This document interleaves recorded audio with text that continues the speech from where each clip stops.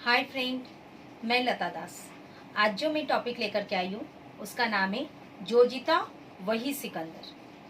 हर चीज़ में जीत वाली बात होती है, मारपीट में, पढ़ाई लिखाई में, गेम में। तो इसीलिए आज मैंने सोचा कि क्यों ना मैं जो जीता वही सिकंदर की टॉपिक लेकर के आऊँ। तो फ्रेंड, पहले जो हमारा इंडिया था, अभी की तरह इतना डेवलपमेंट इंडिया नहीं था।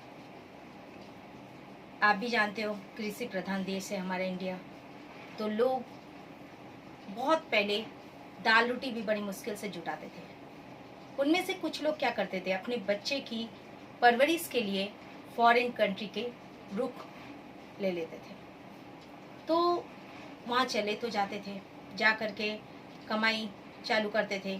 किसी का नसीब इतना जग जाता था क्या, जो कि वो अच्छे कमाने लगते थे, इंडिया छोड़ देते थे और फॉरेन कंट्री में शिफ्ट हो जाते थे। पीढ़ी दर पीढ़ी वहीं पे शिफ्ट हो जाते थे।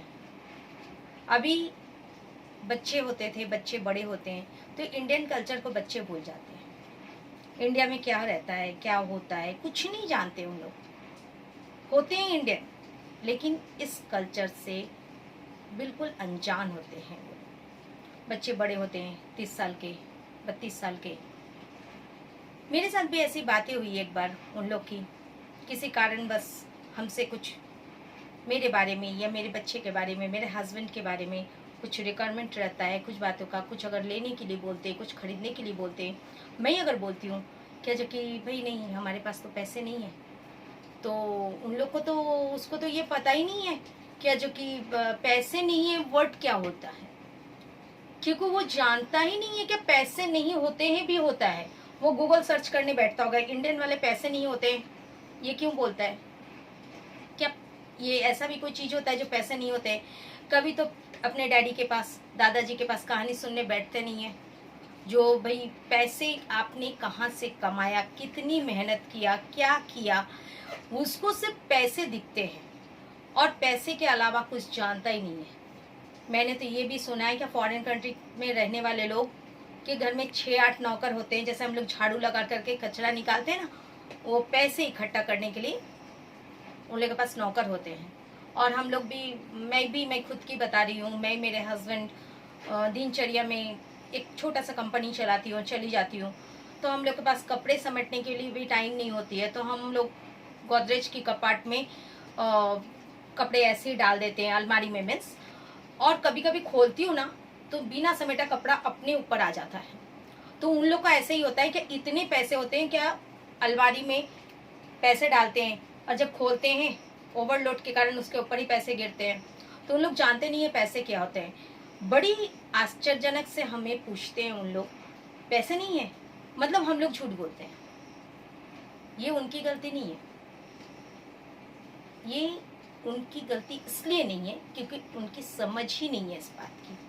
वो कभी देखा ही नहीं है। परवरिश वहाँ होता है, फिर वहाँ के लोगों के साथ वो क्या करते हैं, बड़े होने लगते हैं, पढ़ाई लिखाई सब चीज़ करते हैं, साथ में गोरे गोरे लोग दिखते हैं। हमारे इंडियन में 6 ऋतु के साथ, जैसे 6 ऋतुएं होते हैं, उसी टाइप के बच्चे भी हर रंग के पैदे होते हैं। आप अगर गोरे गोरे बच्चे देखेंगे, गोरे में भी काफ़ी रंग मिल जाएंगे, सांवले में भी काफ़ी रंग मिल जाएंगे। वहाँ एक ही रंग है, क्यों मालूम है? फॉरेन कंट्री के लोग ज़्यादा खर्चा नहीं करते हैं, उनके भगवान एक ही कलर बनाते हैं। और जब उस टाइप की लड़कियां दिखते हैं तो ये लोग फिसलते हैं, लड़के शादी कर लेते हैं। वहाँ के लोग भी मालूम है, हम लोग जब सामान खरीदते हैं हम लोग को ना गारंटी वारंटी मिलता है ना, तो वहाँ की लड़कियां भी वही वारंटी के साथ आती है, कितने दिन रहेगी, कितने दिन का जिंदगी है। तो शादी तो हो जाती है। उन लोग एक्चुअली हस्बैंड वाइफ मानते नहीं है। जैसे हम लोग का सात फेरे का बहुत बड़ी मतलब होता है। इंडियन के लोग अगर प्रॉमिस कर दे तो वो बहुत बड़ी बात हो जाती है। जुबान देना मतलब जान लुटाने वाली बात होती है। वहाँ के लोग तो जेंटलमैन प्रॉमिस करके भी भूल जाते हैं। रात को आपको जेंटलमैन प्रॉमिस करेंगे, मॉर्निंग में पूछो वो भूल गए, क्योंकि वो तो रात वाली बात थी, वो बहुत दिन वाली बात हो जाती है उनकी, वो याद नहीं रखते। जेंटलमैन प्रॉमिस वगैरह कुछ उनके वर्ड है, लेकिन अमल नहीं करना है। शादी कर लेते हैं, शादी करने के बाद एक्चुअली शादी उन लोग का हस्बैंड भी पैसे होते हैं और वाइफ भी पैसे होते हैं। तो वो जैसे हम लोग रोज का खाना खाते हैं, खाते हुए हम लोग का बच्चे के साथ या हस्बैंड के साथ हम लोग डिश चेंज करते हैं, तो उन लोग भी एक के साथ कंटाल जाते हैं, नहीं चाहिए। फिर वहां पर से क्या चालू शुरुआत होती है, क्या मार डालना या छोड़ देना। छोड़ देना पॉसिबल नहीं है क्योंकि प्रॉपर्टी एक को नहीं मिलेगी, तो मार डालना बहुत अच्छी स्कीम होती है उन लोग के लिए। फिर वो लोग सोचते हैं मार डालना, और जो जीतता है वो बनता है सिकंदर। वो जीत गया, वो सिकंदर बन गया। वैसे मैं बता दूं, मैं जिसकी बात कर रही हूँ, हमारी स्टोरी का जो है ना, वो हीरो जीतता है।